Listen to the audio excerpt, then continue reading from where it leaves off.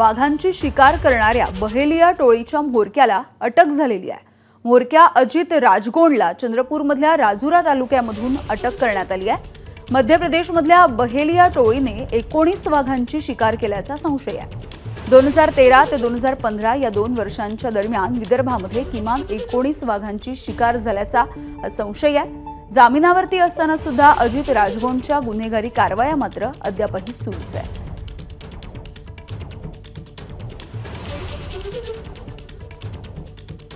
तर वाघांची शिकार करणाऱ्या बहेलिया टोळीच्या म्होरक्याला आता पोलिसांनी अटक केलेली आहे। अजित राजगोंड हा या टोळीचा म्होरक्या होता आणि चंद्रपूरमधल्या राजुरा तालुक्यामधून त्याला आता पोलिसांनी अटक केली आहे। सध्या तो जामिनावरती बाहेर आहे, मात्र जामिनावरती बाहेर असताना सुद्धा त्याच्या या कारवाया सुरू आहेत। मध्य प्रदेशमधल्या बहेलिया टोळीने 19 वाघांची आतापर्यंत शिकार केली असा पोलिसांना संशय आहे। तर 2013 ते 2015 या 2 वर्षांच्या कालावधीच्या दरम्यान किमान 19 वाघांची शिकार झालेली आहे।